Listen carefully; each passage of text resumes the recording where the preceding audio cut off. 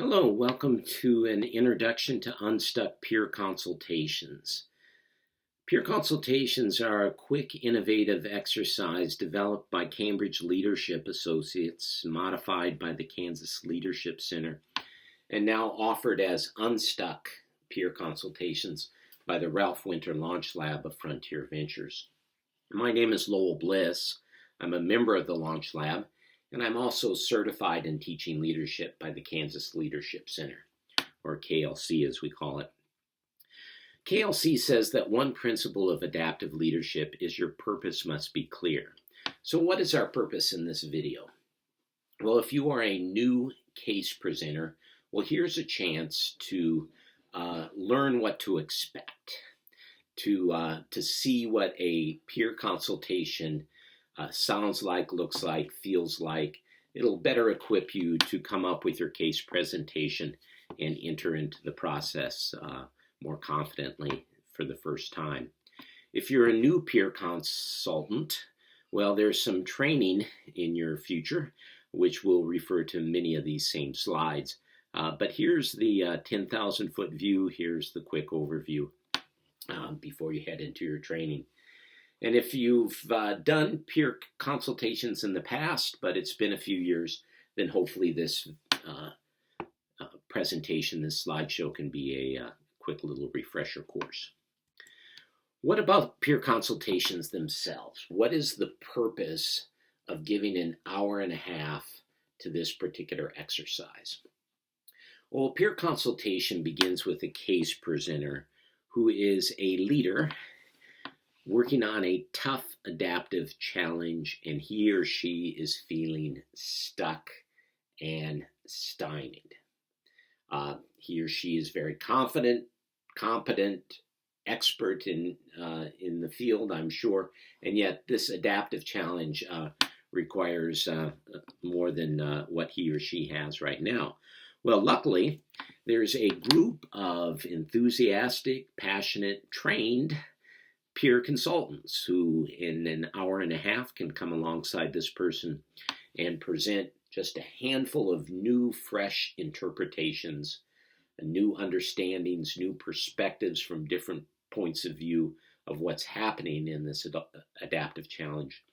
And then also a handful of possible action steps, just one or two handful of things that the case presenter can do in the next 2 to 6 weeks, all with a view to help get unstuck.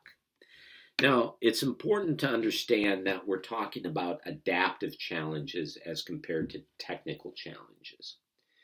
And one way to explain the difference might be to refer to that moment when peer consultations were first introduced into the Winter Launch Lab, namely through our partners in Health for All Nations, as we help them develop a quick response innovation process, peer consultations, in the opening months, weeks and months of the global pandemic.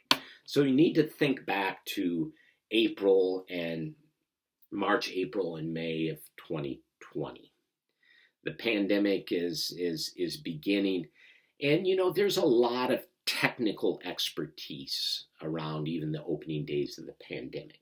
Technical challenges can invariably be solved quite quickly, and they can be fixed if you just find the right experts and if you just have enough money to throw at the situation.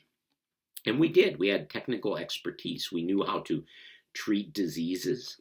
We knew how to run healthcare systems at capacity. We didn't have a vaccine, but we knew how to develop vaccines.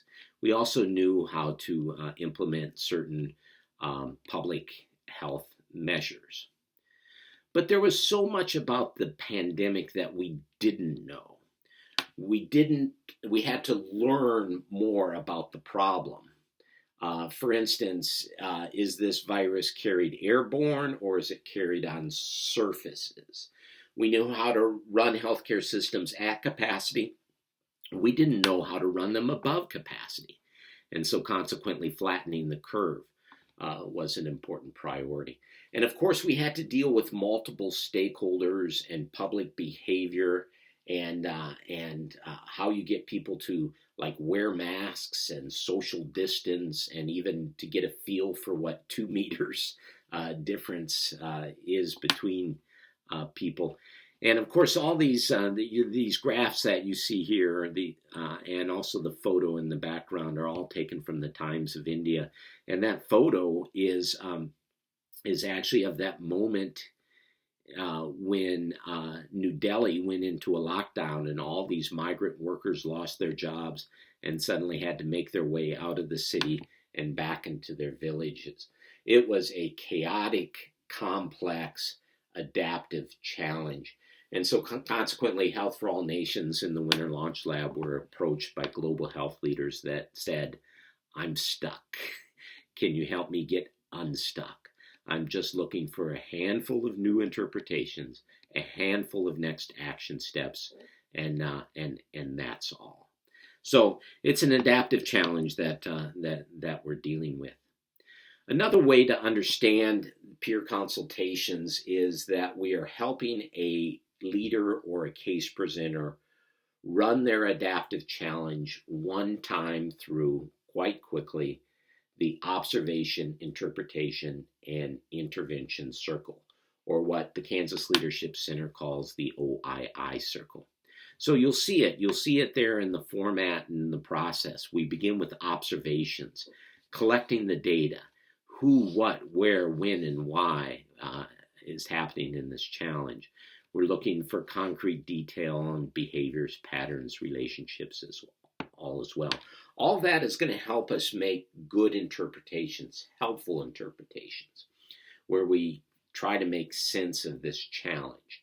And of course, as we'll talk about, there are quick interpretations we can make that are technical, that are benign, that are individual, but there can be more helpful or deeper or more sophisticated interpretations where we identify what's adaptive about their challenge, and sometimes what's interpretations which are conflictual, what we often call courageous conversations that need to happen.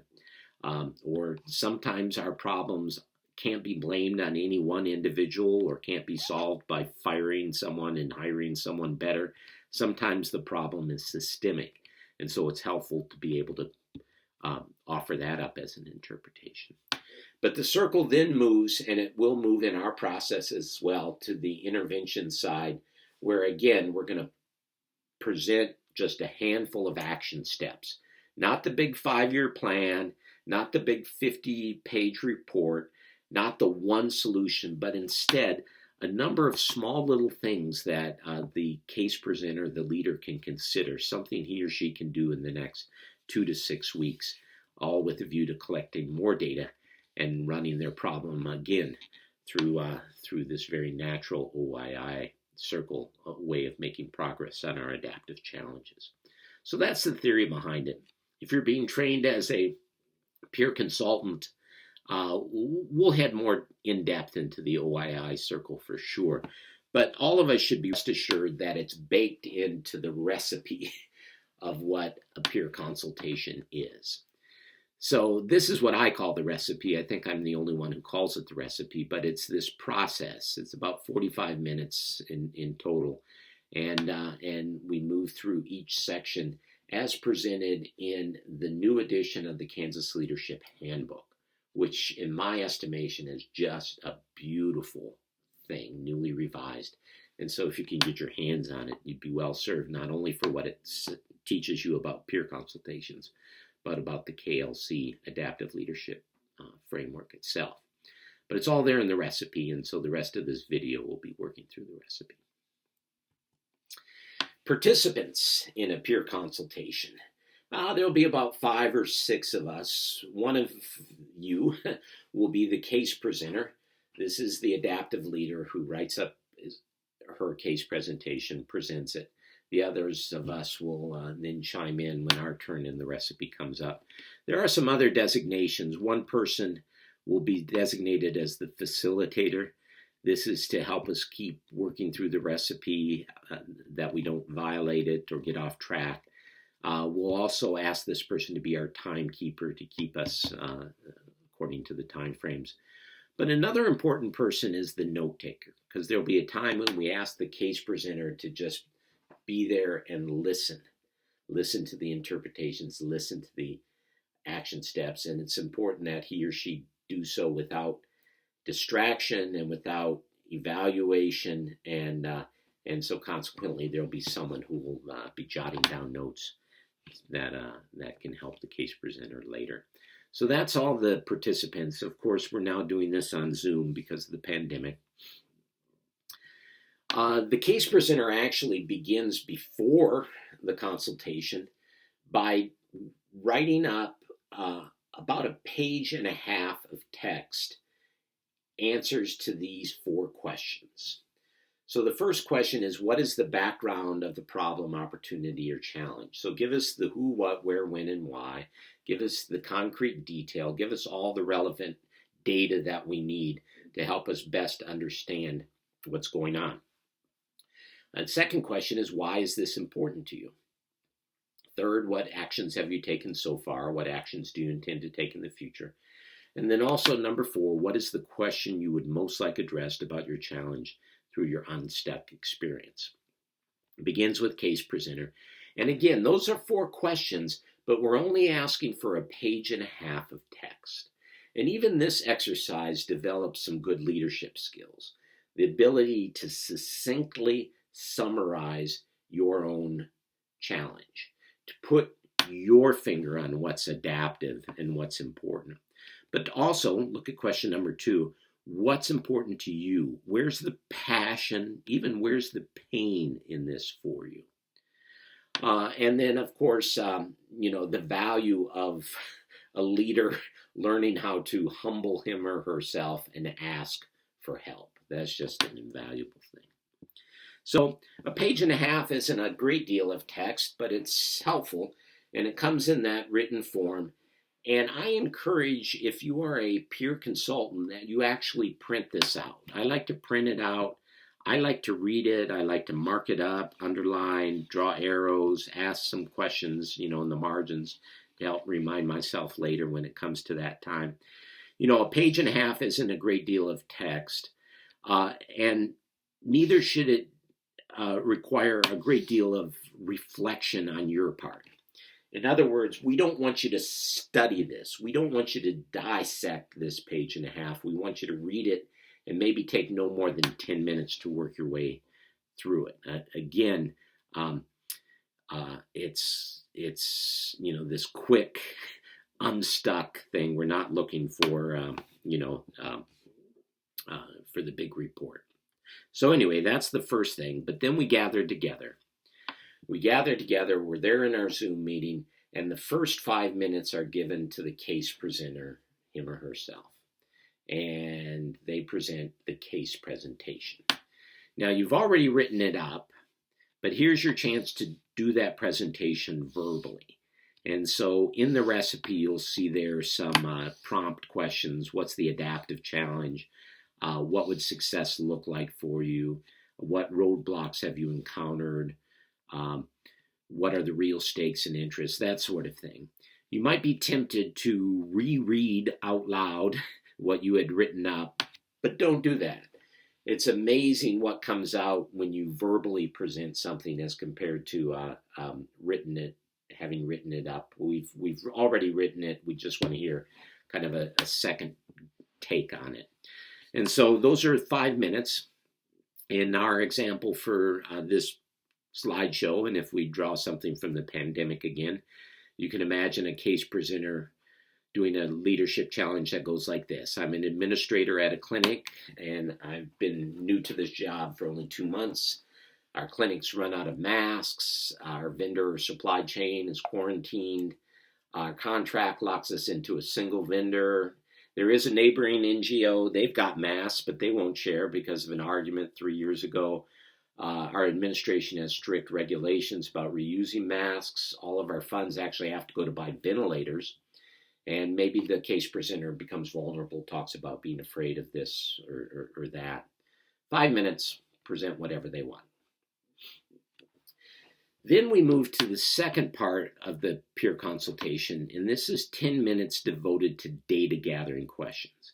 And here the issue is, what, as a peer consultant, did you not hear or understand? What is additional data that you need that you didn't hear or understand in the written or the verbal presentation? So hopefully the case presenter will give very short answers, because we're just trying to get the data. And some questions might be, who makes decisions in your clinic? Who are the decision makers? What's the minimum number of masks you need? Who can patch over that argument with your colleague? Who would be the best peacemaker? How much trust does the community have in the clinic? Can masks be sanitized for reuse? I don't know.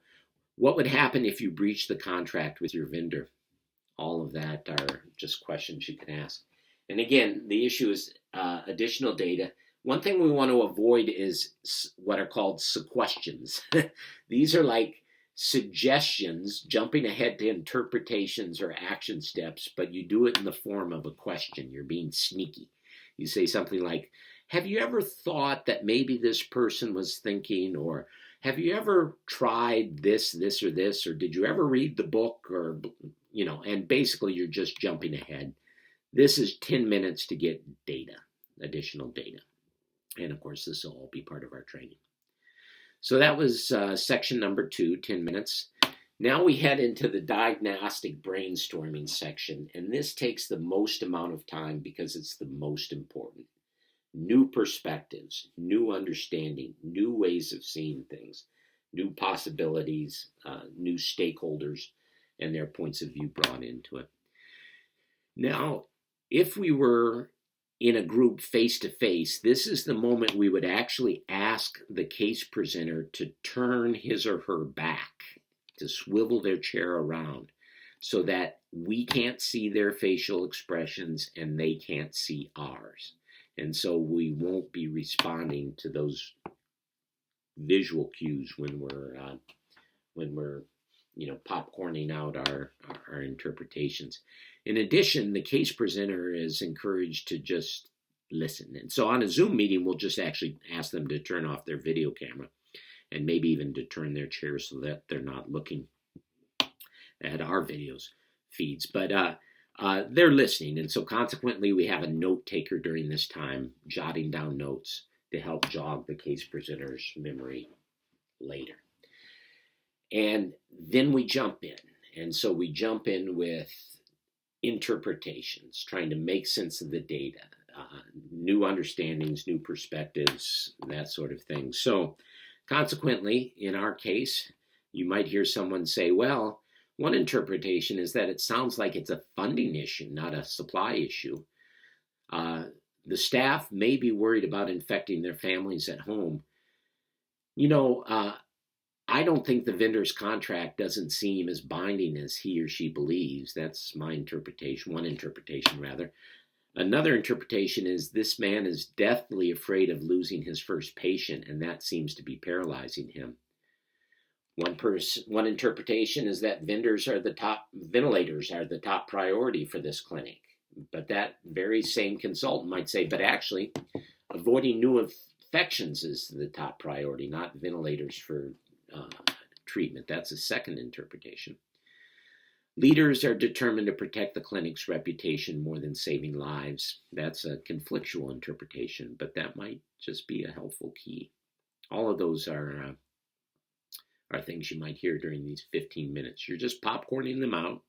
You're not spending time to explain them. You're certainly not spending time to defend them, because again, we just want to give this person some new possibilities, new things to chew on. And so in our training, we'll talk about this part of the OII circle interpretations. We'll talk even about ways to present conflictual interpretations in such a way that make it easier for the case presenter to hear these courageous conversations. And then also the value of looking at systemic interpretation, something we so often look in our quickness to blame people or look for scapegoats for our problems. So that's diagnostic brainstorming. It takes the most amount of time. And you can see how it's prioritized to the next stage, which is action step brainstorming, which only gets 5 minutes. We think that consultation is about action steps and action and next steps, and Unstuck is like, pushing and jarring and getting the vehicle in motion again. But, there's nothing we can do that's more valuable for the case presenter than helping them come up with new interpretations, a new field of vision for their adaptive challenge. And they've got the skill set, they've got the expertise. They can probably come up with even better action steps than us. But nonetheless, in 5 minutes, I bet you we can come up with something helpful. Again, we're not looking for the 5-year plan. We're just popcorning out certain next steps or certain experiments this person can do, or certain things that can be accomplished in the next 2 to 6 weeks that open things up, that get them unstuck, that help them make progress. And so there are some of the prompts that you see here. And maybe our group of consultants in this slideshow would say, well, go ahead and breach the contract, or don't breach the contract, whatever you do. Humble yourself and go apologize to your partner NGO. Ask the community to sew masks. Apply to the government for funds. Only buy 2 new ventilators, not 5. Go ahead and grieve that you will have deaths in your clinic. Sometimes our action steps can be emotional action steps. Drive to the capital city yourself and get what you need. Again, we're not trying to solve the problem. We're just trying to throw out some possibilities.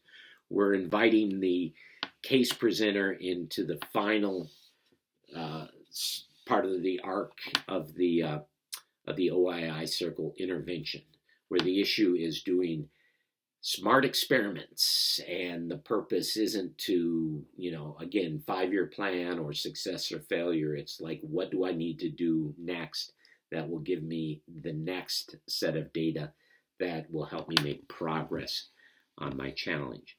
The OII circle is very much predicated on the fact that progress in adaptive leadership is like moving up a spiral staircase. We're only taking a couple steps at a time. We're circling back around, but that is progress, and progress in these adaptive challenges is always valued. Okay, 5 minutes. Then the next section given to the presenter's reflections. And so this is a case of how our peer consultation began with the case presenter, and it ends with the case presenter. And the case presenter leaves again with his or her challenge because they, in the terminology that Frontier Ventures is developing, is the insider to their adaptive challenge. We're just alongsiders. They have the agency. They have the decision-making responsibility. And we've just been privileged to come alongside them for an hour and a half and to help. So 5 minutes, the case presenter now has that time, and he or she's the only one who speaks, and they just reflect on what they heard, what they experienced, maybe even what they felt. And they're not going to try to defend themselves,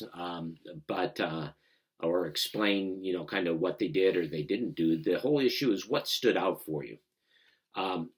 What ideas, interpretations, or action steps are you willing to rent? You don't necessarily have to buy everything. You don't have to, to say, oh yeah, this is the one idea and I'm going to run with it. No, you can say, well, I do. I want to explore that idea a little bit more. That seemed to have some resonance with me. So consequently, in our example, we might hear this person admit, yeah, I am afraid of my first person patient in the clinic dying. That was very helpful about balancing out ventilators versus masks. Might admit I don't know something, but I know where to find out about it. Might admit here's an area of growth I want to grow in. I need to be a better encourager of my staff. No, I'm not ready to breach that contract, but I bet you I can renegotiate because of the crisis. So that, again, is a way that they've been pushed or unstuck. Maybe they sit there and they just want to chew on things for a while and think about things. It's always good when a case presenter says, thank you, everyone. And also thank you for taking notes so I could just sit there and listen. That's 5 minutes. There is another 5-minute time we could take as a group if we schedule it. And this is a chance to even look at ourselves and look at the process and say, how can we do better next time? So the KLC handbook gives some prompts, which for our purposes right here can be good training. During the peer consultation, do we ask the most important data gathering questions? Did we put our finger on the presenter's adaptive challenges? Did we stay in diagnosis for a full 15 minutes and not jump to actions and solutions? Did we come up with uncomfortable issues, and did we share multiple interpretations, including difficult ones? Did we have time for all group members to speak, and did we stick to the format or to the recipe? You know, in the KLC handbook, so when we're done with the debrief, if we run one, there is still this kind of concluding period where we have a little bit more time in what we've allotted.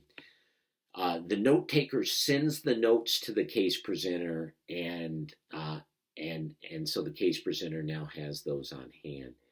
We do remind each other then, as peer consultants, of the confidentiality of this moment, including deleting all documents that have been sent to us. And if you're in a face-to-face peer consultation, there's this real nice moment where you hand over your page and a half of text and you give it back to the person. That's not only a confidentiality issue, that's a vote of confidence. That's I am not going to take your work on myself. I'm giving it back to you because you have what it takes to make progress on this.